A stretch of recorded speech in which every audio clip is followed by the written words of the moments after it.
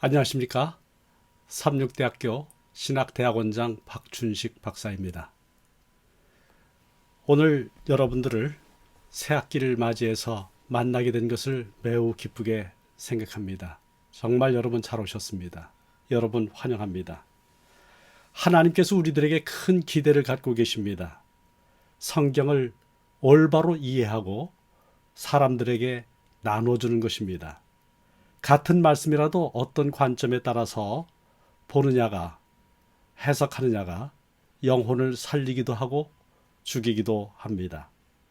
이 시간에 복 있는 사람, 그리스도 중심으로 성경 읽기라는 제목으로 성경을 어떤 관점에서 읽어야 되는지, 이해해야 하는지에 대해서 말씀을 나누도록 하겠습니다.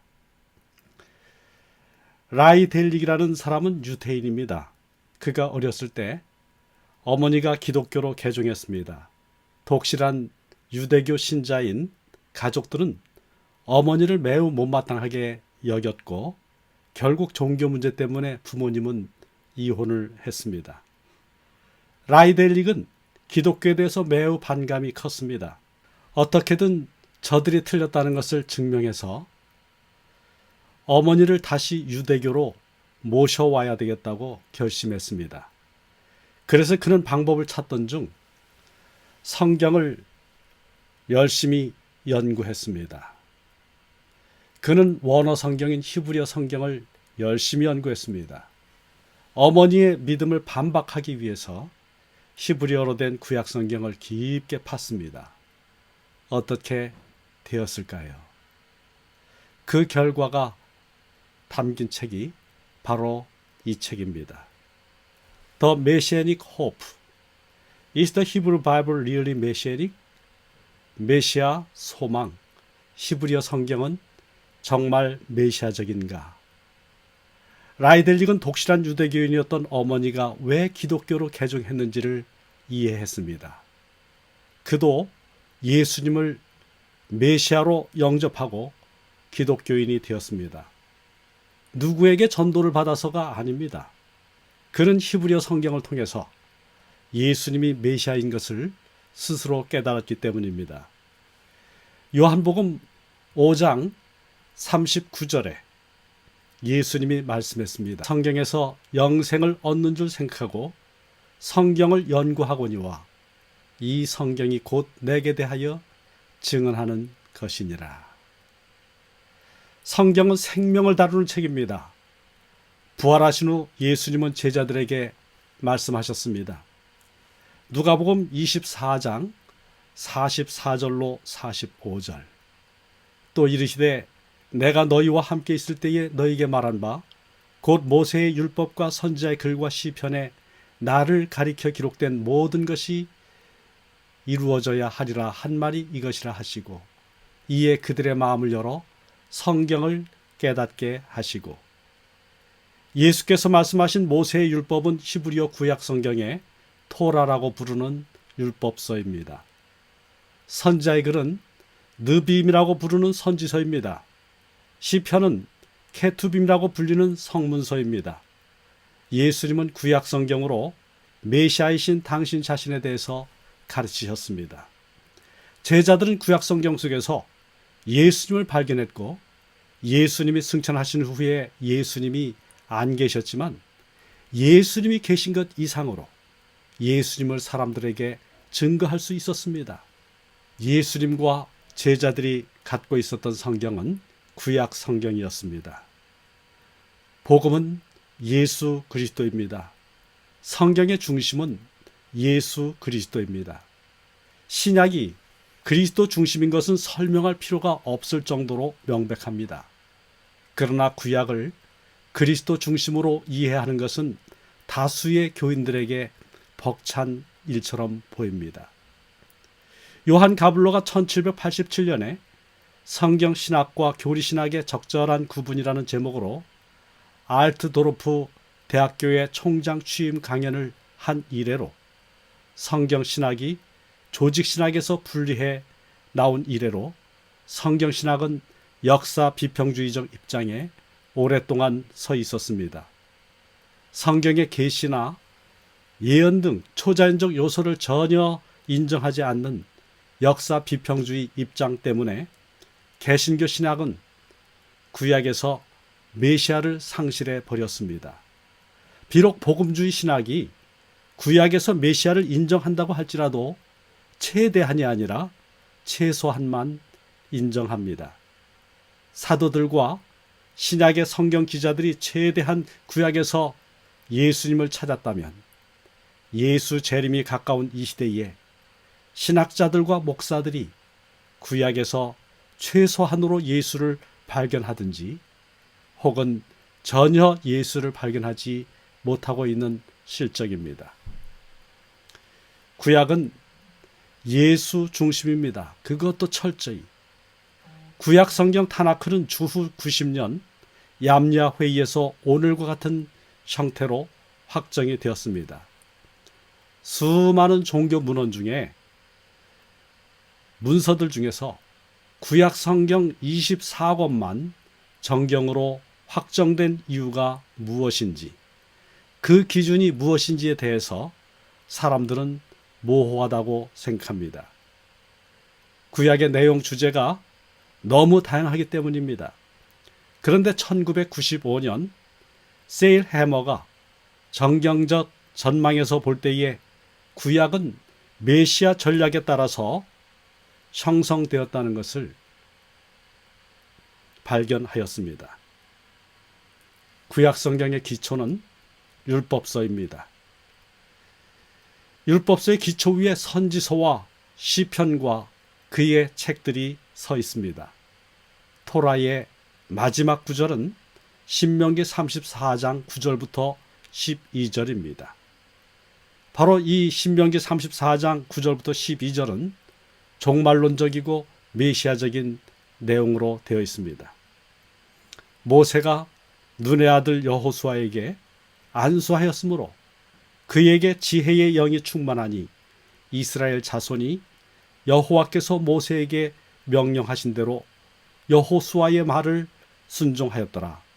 그 후에는 이스라엘에 모세와 같은 선자가 일어나지 못하였나니 모세와 같은 선자가 일어나지 못하였나니 했습니다. 이 구절은 모세에 의해서 기록된 것이 아닙니다. 후에 편집자가 덧붙인 것입니다. 편집자가 이 부분을 기록할 때 최고의 선지자였던 모세와 같은 선지자, 모세와 같거나 모세 이상의 존재를 염두에 두었습니다. 모세와 같은 선지자는 모세보다 탁월한 종말론적 선지자인 메시아를 말합니다. 모세와 같은 선지자에 대해서 모세가 신명기 18장 15절에 말했습니다.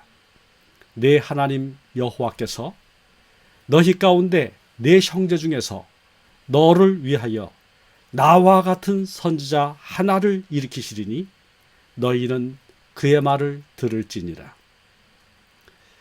가나안 땅에 들어가서 살게 될 새 세대의 이스라엘에게 주신 이 신명기의 기별 속에서 하나님 백성이 유의해야 할 두 가지 요소를 발견합니다. 첫 번째는 모세와 같은 선지자, 곧 메시아적 존재요. 또 하나는 율법입니다. 모세와 같은 선지자와 율법으로 히브리어 성경의 나머지 책들이 시작하고 있습니다. 바로 모세와 같은 선지자, 메시아와 율법을 강조하는 내용들이 토라, 느비임, 케투빔, 이 토라 다음에 나와 있는 느비임, 선지서, 케투빔, 성문서, 이와 같은 책들에 반영되어 있습니다. 그러면 느비임을 보겠습니다. 느비임의 첫 책은, 선지서의 첫 책은 여호수아서입니다. 여호수아 1장 1절부터 9절에 모세와 그의 글이 강조되어 있습니다. 여호수아 1장 7절 8절을 보겠습니다. 오직 강하고 극히 담대하여 나의 종 모세가 네게 명령한 그 율법을 다 지켜 행하고 우로나 좌로나 치우치지 말라. 그리하면 어디로 가든지 형통하리니 이 율법책을 내 입에서 떠나지 말게 하며 주야로 그것을 묵상하여 그 안에 기록된 대로 다 지켜 행하라. 그리하면 네 길이 평탄하게 될 것이며 내가 형통하리라. 하나님은 형통할 수 있는 참 지혜의 길을 여호수아에게 말씀하셨습니다. 종말론적인 선지자인 메시아가 오실 때까지 모세에게 주신 말씀 토라를 따라 행하라는 것입니다. 말라기 4장 4절로 6절에 선지서의 맨 마지막 책입니다. 구약성경의 맨 마지막 책이지요. 메시아와 그 말씀이 강조되고 있습니다. 말라기 4장 4절로 6절의 말씀입니다. 너희는 내가 호렙에서 온 이스라엘을 위하여 내 종 모세에게 명령한 법, 곧 율례와 법도를 기억하라. 보라, 여호와의 크고 두려운 날이 이르기 전에 내가 선지자 엘리야를 너희에게 보내리니 그가 아버지의 마음을 자녀에게로 돌이키게 하고 자녀들의 마음을 그들의 아버지에게로 돌이키게 하리라. 돌이키지 아니하면 두렵건대 내가 와서 저주로 그 땅을 칠까 하노라 하시니라. 이제 그 다음에 만나는 책은 케투빔입니다. 케투빔을 대표하는 책이 바로 성문서를 대표하는 책이 바로 시편이죠. 시편은 모세 오경을 따라서 5권으로 구성되어 있습니다. 말틴 루터는 이렇게 말했습니다. 시편을 작은 성경이라고 불러도 좋을 것 같다. 시편에는 성경 전체의 모든 것이 가장 아름답고 간략하게 담겨 있다. 시편은 사실 훌륭한 교본 또는 안내서다. 나는 사실상 성령이 모든 기독교인이나 모든 성도의 본을 담은 이 간략한 선택이자 책을 여기에 수고를 아끼지 아니하기를 원하지 아니하셨다고 생각한다. 그래서 성경 전권을 읽을 수 없는 사람도 누구든지 이 작은 책 한 권에서 성경 전체의 요약을 누리게 된다. 시편 1, 2편은 시편 전체를 이해하는 열쇠를 제공하는 서론입니다. 시 1편과 2편은 한 편의 시로 여겨진 적도 있습니다. 또 그렇게 여기는 사람들이 존재합니다. 바로 이 책은 수미 상관법 인클루지오를 사용하고 있습니다. 앞에 부분과 뒷부분이 똑같이 되는 것이죠. 그래서 시편 1편 1절은 복 있는 사람은 으로 시작하고 2편이 끝나는 마지막 절 시 2편 12절은 복 있도다. 이렇게 해서 복 있는 사람과 사람으로 이 시편 1편과 2편이 하나의 인클루지오를 이룹니다. 또 시편 1편과 2편은 표제가 없습니다. 다른 3편, 4편, 5편 여러분 읽어보시면 거기에는 표제들이 있는 것을 볼 수 있습니다. 왜 표제가 없는가? 바로 이것은 시편 전체의 서론 역할을 하기 때문에 표제가 없는 것으로 신학자들은 이해를 합니다. 랍비들 가운데는 이렇게 말하는 사람이 있습니다. 하나님 백성이 복 있다는 말로 모세 오경을 끝낸 모세를 이어서 복 있는 사람은 으로 시편이 시작했다라고 말을 합니다. 모세는 신명기 33장 29절에 그의 마지막 말을 복 있다라고 하는 말로 끝냈습니다. 바로 여기 이스라엘이여 너는 행복한 사람이로다. 여호와의 구원을 너같이 얻은 백성이 누구냐? 그는 너를 돕는 방패시요 내 영광의 칼이시로다. 내 대적이 네게 복종하리니 네가 그들의 높은 곳을 밟으리로다. 이렇게 이스라엘이여 너는 행복한 사람이로다 했는데 정말 행복한 사람이 누구인지 시편 1편에서 또한 시편 1편과 2편에서 이야기하고 있습니다. 자, 그러면 누가 복 있는 사람일까요? 토라시라고 말을 합니다. 시편 1편을. 또 시편 1편은 지혜시로 분류가 됩니다. 이 율법대로 또 하나님의 말씀대로 사는 사람이 복 있는 사람이라는 것을 시편 1편은 강조합니다. 시편 1편 1절로 3절을 보면 복 있는 사람은 악인들의 꾀를 따르지 아니하며 죄인들의 길에 서지 아니하며 오만한 자들의 자리에 앉지 아니하고 오직 여호와의 율법을 즐거워하여 그의 율법을 주야로 묵상하는 도다. 그는 시냇가에 심은 나무가 철을 따라 열매를 맺으며 그 잎사귀가 마르지 아니함 같으니 그가 하는 모든 일이 다 형통하리로다. 이것은 모세의 율법을 주야로 묵상하고 실천하면 형통할 것이라고 한 느비임, 그 선지서의 첫 책인 여호수아 1장의 말씀과 같은 것입니다. 이제 시편 2편을 보겠습니다. 시편 2편도 누가 복이 있는가? 바로 메시아 신앙을 갖고 사는 사람이 복이 있다고 말을 합니다. 메시아를 기다리며 메시아를 사랑하고 메시아의 인도를 받는 사람, 바로 메시아 신앙을 갖고 있는 사람이 복이 있다. 시편 2편 2절에 여호와와 그의 기름 부음 받은 자를 대적하며 했습니다. 그의 기름 부음 받은 자가 바로 메시아입니다. 바로 그분이 어떤 분인가? 7절부터 12절에 내가 여호와의 명령을 전하노라. 여호와께서 내게 이르시되 너는 내 아들이라. 예수님께서 침례받으실 때 하늘에서 들려왔던 말씀이 바로 시편 2편 7절에 있는 말씀을 반영한 것입니다. 오늘 내가 너를 낳았도다. 내게 구하라. 내가 이방 나라를 내 유업으로 주리니 내 소유가 땅 끝까지 이르리로다. 그의 아들에게 입 맞추라.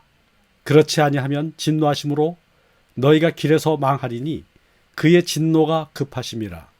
여호와께 피하는 모든 사람은 다 복이 있도다.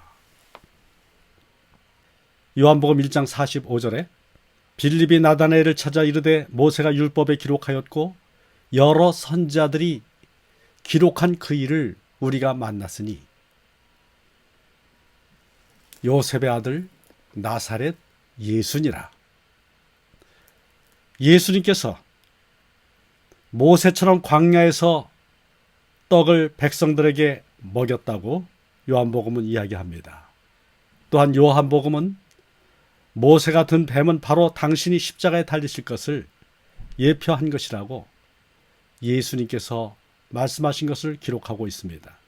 마태복음 5장부터 7장에 모세가 시내산에서 율법을 하나님께 받았지만 모세보다 크신 예수님은 천국의 헌장인 산상보훈의 기별을 주셨습니다.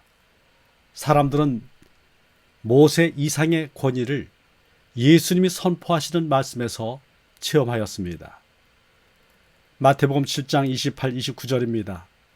예수께서 이 말씀을 마치심에 무리들이 그의 가르치심에 놀라니 이는 그 가르치시는 것이 권위 있는 자와 같고 서기관들과 같지 아니함일러라. 여러분, 우리는 누구입니까? 제7일 안식일 예수 재림교. 바로 우리들의 신원이 성경 속에 있습니다. 남은 자, 하나님의 백성들의 신원은 요한계시록 14장 12절에 성도들의 인내가 여기 있나니 그들은 하나님의 계명과 예수에 대한 믿음을 지키는 자니라 하였습니다. 하나님의 계명, 율법입니다. 예수, 메시아입니다. 성경을 읽을 때 그 속에서 언제나 복음 기별을 발견하고 우리를 사랑하시는 예수 그리스도를 발견하기 위해서 노력합시다. 이 일은 성령께서 우리 마음을 밝혀주셔야 합니다. 기도로 성령의 인도하심을 구함으로 말씀으로 세상을 밝히는 하나님의 종들이 되기를 간절히 바랍니다.